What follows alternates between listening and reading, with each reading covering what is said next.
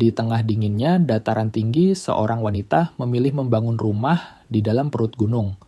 Semua orang menertawakannya dan menyebutnya gila. Namun ketika badai es mematikan, datang tawa itu berubah menjadi ketakutan. Dan rumah aneh itulah satu-satunya harapan mereka untuk selamat. Sebelum kita masuk ke dalam kisah luar biasa ini, tolong tulis di kolom komentar dari kota mana kalian menonton video ini. November tahun 1891 di dataran tinggi Dieng, Jawa Tengah. Ketika embun beku pertama mulai turun dari puncak gunung dan angin dingin menyelinap ke jurang-jurang, seperti binatang buas yang kelaparan penduduk desa kecil.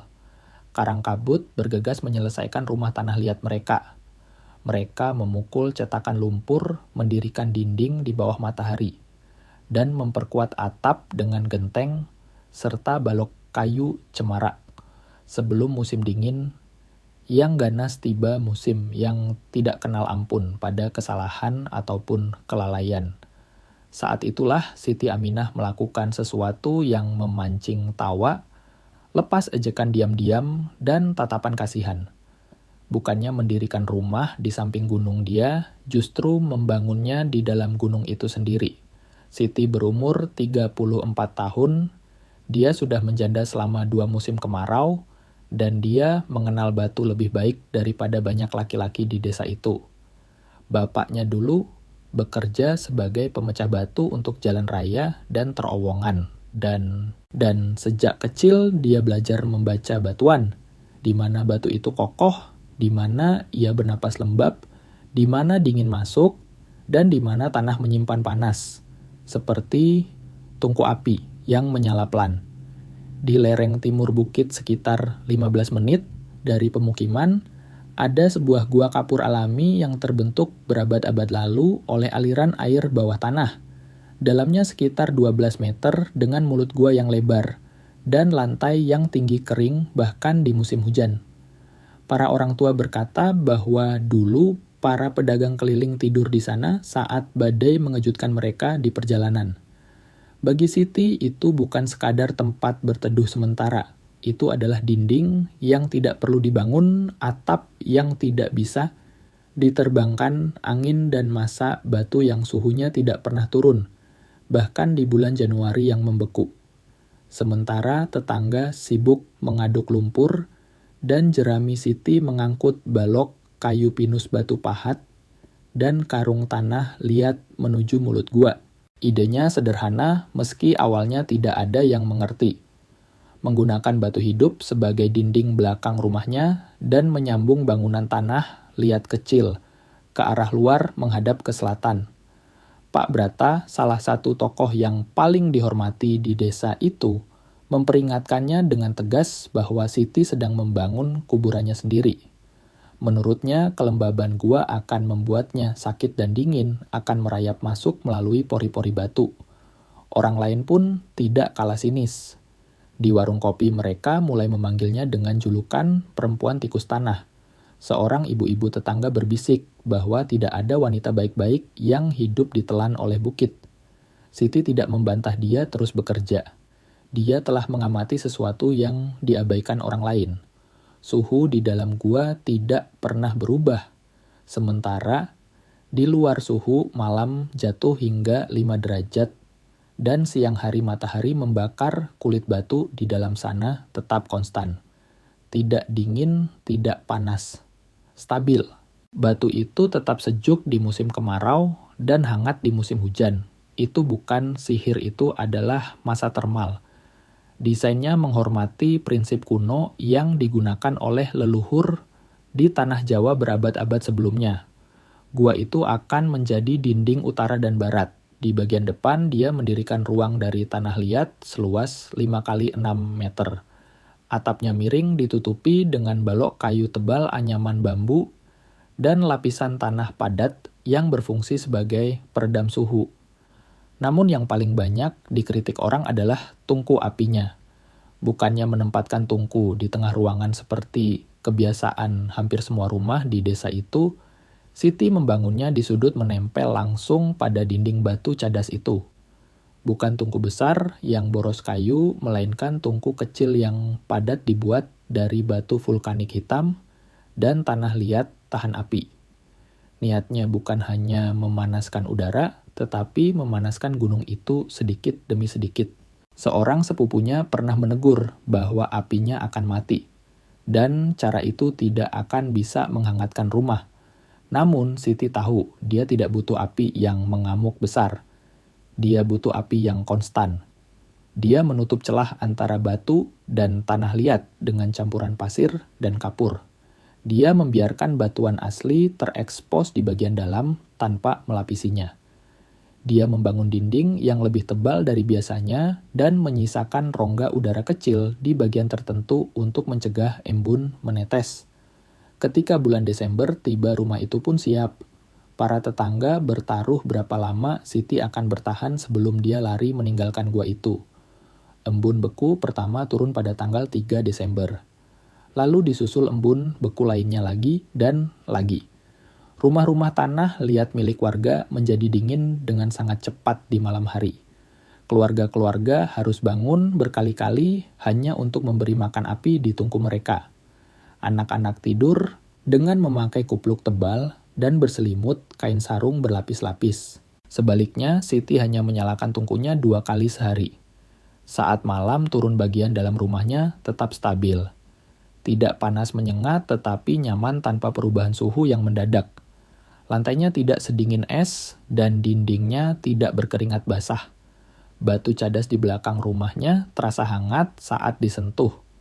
Karena batu itu mengembalikan panas yang diserapnya siang tadi secara perlahan-lahan.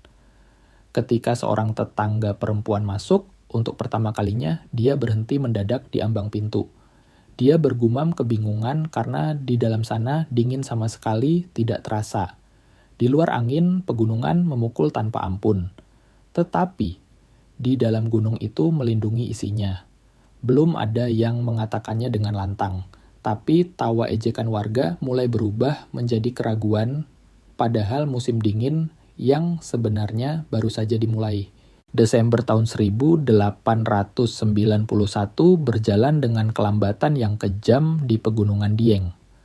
Pagi hari selalu diawali oleh kabut tebal yang merayap di antara pohon cemara, seperti asap dingin, dan di malam hari suhu turun drastis tanpa peringatan. Para lelaki di desa itu mulai menghitung musim dingin bukan dengan melihat tanggalan, melainkan dengan melihat tumpukan kayu bakar. Berapa batang yang tersisa dan berapa pikulan lagi yang bisa mereka bawa turun dari bukit sebelum jalan setapak tertutup es yang licin. Di desa Karangkabut, rumah-rumah tembok tanah liat memang berfungsi tetapi harganya mahal. Dinding rumah mereka meskipun tebal, kehilangan panas dengan sangat cepat setelah matahari terbenam. Setiap keluarga harus menyalakan tungku begitu hari gelap dan terus memberinya makan tanpa henti hingga subuh tiba. Meski begitu, hawa dingin tetap menyelinap lewat celah lantai dan sudut ruangan memaksa mereka tidur dengan pakaian lengkap dibalut kain jarik dan sarung hingga ke leher. Siti Aminah mengamati semua itu dari jalan setapak rumahnya tanpa banyak bicara. Sementara warga lain naik ke bukit setiap 2 hari sekali untuk menebang kayu Siti, hanya turun mencari kayu 1 kali dalam seminggu. Tumpukan kayu kecil di samping mulut guanya terlihat sangat sedikit. Hal itu tidak luput dari perhatian. Pak Brata saat duduk di warung kelontong berkomentar sinis. Dia yakin Siti tidak akan bertahan lama. Menurutnya ketika dingin yang sebenarnya datang menggigit wanita itu pasti akan datang mengemis kayu bakar. Warga lain mengangguk setuju bukan karena jahat tetapi karena mereka merasa paham bagaimana dunia bekerja. Minggu kedua Desember, angin ribut pertama pun tiba. Di malam tanpa bulan angin turun dari jurang dengan kekuatan yang membuat balok atap rumah berderit ngeri. Saat fajar menyingsing air di dalam gentong sebagian telah membeku, dan napas hewan ternak terlihat mengepul putih. Di banyak rumah api tungku mati di tengah malam. Para lelaki terbangun dengan kaki yang mati rasa, dan anak-anak menangis karena kedinginan. Mereka terpaksa menyalakan api darurat, membakar papan kayu tua, bahkan kursi rusak demi mendapatkan sedikit kehangatan. Namun di pagi yang sama, Siti membuka pintunya dengan santai. Di dalam gua, udaranya stabil, tidak panas, tetapi kokoh. Tungkunya menyala lembut sepanjang malam, dan dinding batu di belakang rumah menyimpan kehangatan yang awet. Lantainya yang dilapisi tikar pandan dan kulit hewan tidak mencuri panas tubuh. Siti menyeduh kopi tubruknya sama seperti hari-hari biasa. 2 hari kemudian terjadi sesuatu yang mengubah nada pembicaraan warga. Mbah Sri seorang wanita tua yang hidup sebatang kara jatuh sakit. Rumahnya gagal menahan panas saat malam yang sangat membeku. Pagi hari menemukannya menggigil hebat dan demam tinggi. Para tetangga merawatnya, tetapi dingin terus menusuk masuk melalui dinding rumah. Siti adalah orang pertama yang menawarkan bantuan nyata. Dia mengajak Mbah Sri untuk tinggal bersamanya sampai badai berlalu. Mbah Sri menerima tawaran itu dengan rasa malu bercampur lega. Begitu dia melangkah masuk ke dalam rumah gua itu, dia berhenti mendadak. Bukan karena bentuk rumahnya, tetapi karena rasanya. Di sini tidak ada pukulan angin dingin, bisiknya pelan. Rasanya seolah-olah bukit ini sedang memeluk rumah. 2 malam berlalu, kemudian 3. Kondisi Mbah Sri berangsur membaik. Berita itu menyebar dengan cepat seperti yang selalu terjadi di desa-desa kecil. Beberapa warga mulai mengunjungi rumah Siti dengan berbagai alasan sederhana. Ada yang datang membawa jagung, ada yang berpura-pura menanyakan kesehatan atau sekadar ingin tahu. Tidak ada yang mengatakannya secara terbuka, tetapi semua orang ingin merasakannya sendiri. Reaksinya selalu sama. Pertama terkejut, kemudian diam. Seorang pemuda bernama Joko menyentuh dinding batu itu dengan telapak tangan terbuka. Dia berkata dengan bingung bahwa batunya terasa hangat, padahal tidak ada api besar yang menyala. Siti menjelaskan tanpa rasa sombong. Dia berbicara tentang batu itu layaknya berbicara tentang hewan peliharaan yang sabar. Dia menjelaskan bagaimana batu itu menyerap panas secara perlahan di siang hari dan melepaskannya kembali di malam hari. Dia menjelaskan mengapa dia tidak membutuhkan api yang besar dan ganas melainkan api yang kecil namun konstan. Menurutnya, gunung itu tidak melawan cuaca tetapi menyeimbangkannya. Beberapa orang mendengarkan, sementara yang lain mengangguk tanpa benar-benar paham. Namun perubahan yang sesungguhnya datang bersama badai. Pada akhir Desember, angin dingin turun dari dataran tinggi dengan kekerasan yang tidak biasa. Selama 3 hari, angin bertiup tanpa henti. Suhu jatuh jauh di bawah normal bahkan untuk ukuran Dieng yang sudah dingin. Jalan setapak menuju desa tertutup lapisan es tipis. Beberapa rumah warga mendapati retakan baru di dinding tanah liat mereka. Satu keluarga, yaitu keluarga Pak Tejo, terpaksa meninggalkan rumah mereka di tengah malam saat tungku api sudah tidak sanggup lagi melawan dingin. Mereka mencari perlindungan di mushola desa di mana warga menyalakan api bersama-sama demi bertahan hidup. Namun Siti sama sekali tidak keluar rumah. Di dalam sana suhunya hampir tidak berubah. Api di tungkunya menyala dengan tenang, dinding batu yang penuh dengan panas yang dikumpulkan selama berminggu-minggu terus membagikan kehangatan itu tanpa jeda. Angin boleh saja menjerit di luar sana sepuasnya. Gunung itu tidak menjawab dan tidak peduli. Ketika badai akhirnya berlalu, warga desa keluar untuk menghitung kerusakan. Saat itulah Pak Brata ditemani oleh 3 pria lainnya mendaki jalan setapak menuju Gua Siti. Kali ini mereka datang bukan untuk mengejek, melainkan untuk mengerti. Dan untuk pertama kalinya sejak Siti mulai menggali tanah itu, tidak ada satu orang pun yang tertawa. Januari tahun 1892 datang tanpa belas kasihan ke dataran tinggi Dieng. Jika Desember adalah peringatan, maka Januari adalah ujian yang sesungguhnya. Hawa dingin menetap di pegunungan itu seperti tamu tak diundang yang tidak mau pulang. Malam menjadi lebih panjang, matahari terbit semakin kelabu, dan kesunyian hutan hanya dipecahkan oleh suara ranting pohon yang patah karena membeku. di Desa Karangkabut, rutinitas warga berubah total. Mereka tidak lagi membicarakan panen kentang atau perayaan desa. Mereka hanya bicara soal kayu bakar. Siapa yang masih punya sisa, siapa yang cukup untuk akhir bulan, dan siapa yang harus nekat turun ke lembah melewati jalanan yang licin dan berbahaya. Rumah-rumah tembok warga memang bertahan tetapi membutuhkan usaha yang menyiksa. Tungku api tidak boleh mati sedetik pun. Para lelaki tidur bergantian untuk menjaga nyala api. Anak-anak mulai batuk-batuk karena asap tebal yang terperangkap di dalam ruangan tanpa ventilasi. Meski begitu hawa dingin selalu kembali, setiap subuh seolah-olah api itu tidak pernah ada. Sementara itu, rumah Siti Aminah tetap sama. Tidak makin panas, tidak makin dingin, hanya stabil. Perbedaan yang mencolok itu mulai membuat orang gelisah. Pak Brata adalah orang pertama yang mengakuinya dengan lantang, meski hanya di depan segelintir orang. Sambil memanaskan tangan di atas anglo arang, dia bergumam bahwa itu bukan keberuntungan.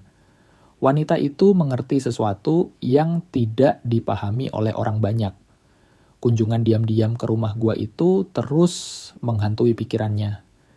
Dia ingat saat menyentuh dinding batu yang terasa hidup. Dia ingat kesunyian di dalamnya tanpa hembusan angin dan tanpa bau asap yang menyesakkan. Rasa malu karena pernah menertawakan Siti mulai merayap di hati mereka. Beberapa pria mulai naik ke bukit dengan pertanyaan yang malu-malu. Joko pemuda yang tangannya penuh luka karena membelah kayu bertanya langsung pada Siti berapa banyak kayu yang dia bakar sehari. Siti menjawab santai, cukup 2 ikat kecil, kadang 3 jika angin kencang. Joko terdiam dan berhitung dalam kepalanya. Di rumahnya sendiri mereka membakar 2 kali lipat dari itu, namun tetap tidur dalam kedinginan. Kemudian badai besar itu pun tiba tanpa permisi. Pada pertengahan Februari, ketika banyak orang mengira musim dingin sudah menunjukkan sisi terburuknya langit di atas Dieng, tertutup rapat dengan cara yang berbeda. Bukan hanya dingin, tapi ada tekanan berat di udara. Hewan ternak menjadi gelisah. Angin berubah arah berkali-kali dalam 1 hari. Sore itu udara terasa terlalu tenang, hingga akhirnya hujan es bercampur badai salju turun dengan ganas.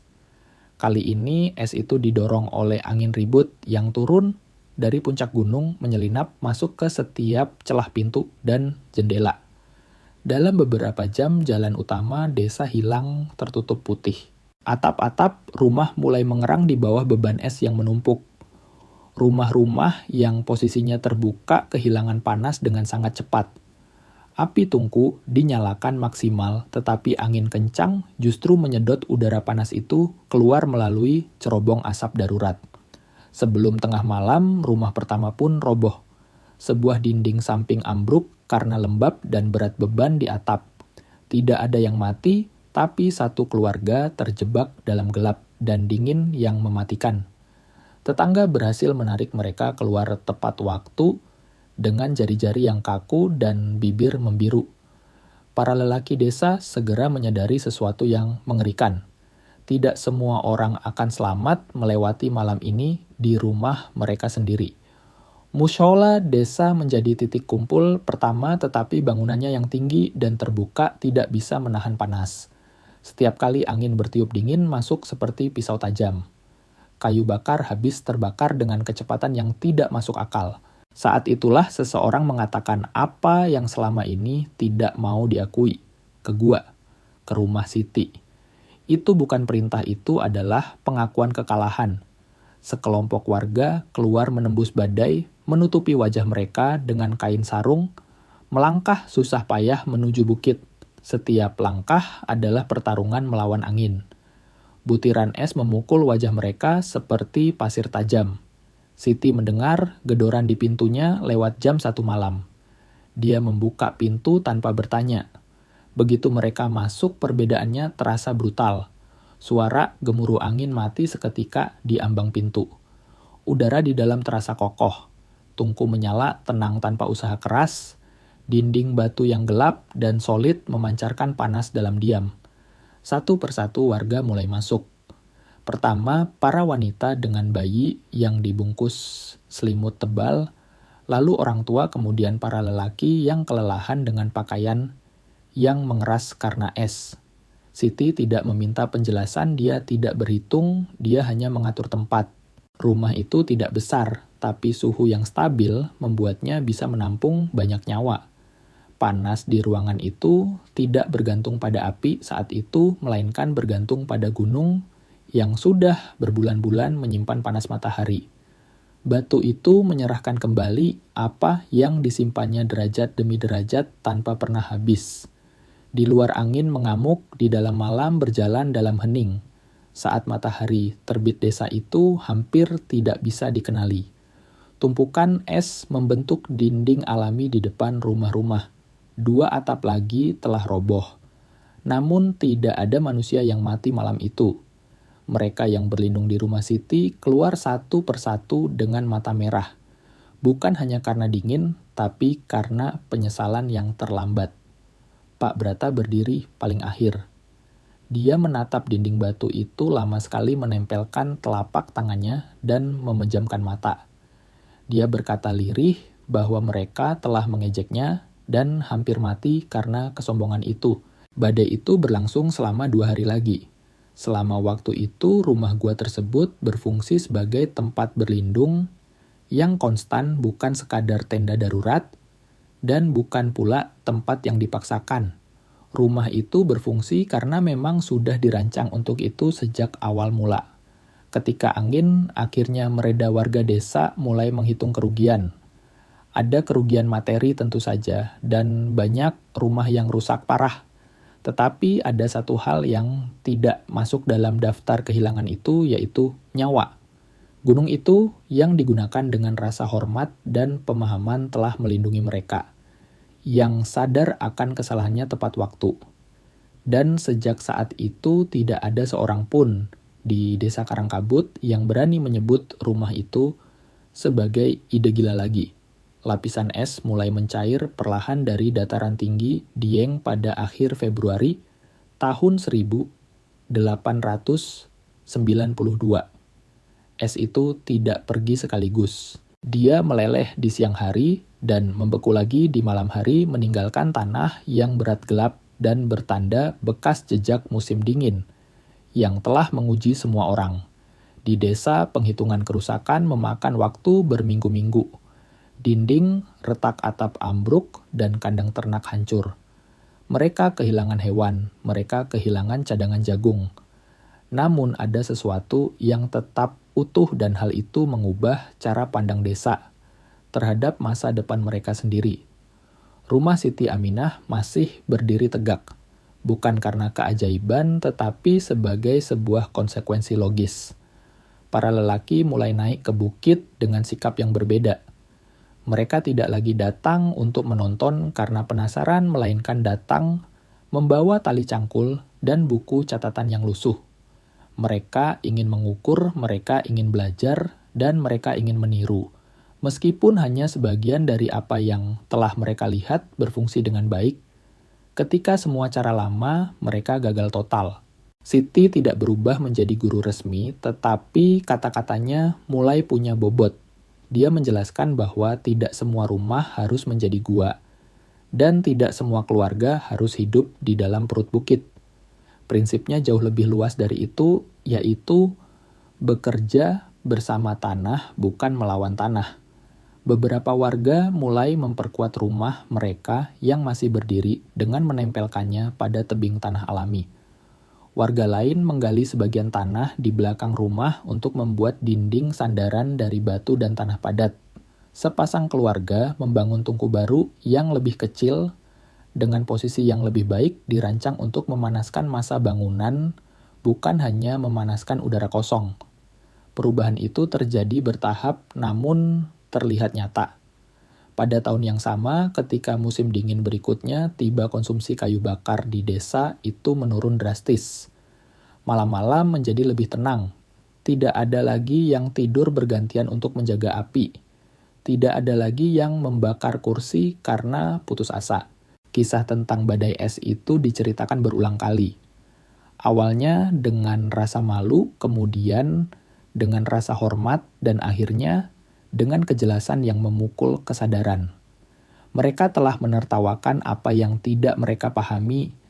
Seorang guru desa yang datang dari lembah beberapa bulan kemudian mencatat kasus ini di buku hariannya. Bertahun-tahun kemudian dia menyebutkan dalam sebuah surat bahwa di Desa Karangkabut ada sebuah rumah yang menggunakan gunung seolah-olah gunung itu adalah tungku api yang lambat. Komentar itu tersimpan di sana hilang di antara catatan lain, tetapi idenya telah berakar kuat. Siti Aminah menua di rumah itu. Dia tidak pernah menjadi kaya raya. Dia tidak pernah masuk koran, tetapi rumahnya menjadi acuan. Ketika anak-anaknya tumbuh dewasa dan membangun rumah mereka sendiri, semuanya mempertahankan unsur bukit itu. Entah itu dinding batu tungku yang posisinya tepat atau arah rumah yang memanen sinar matahari. Tidak ada yang meniru persis, tapi semua menghormati prinsipnya.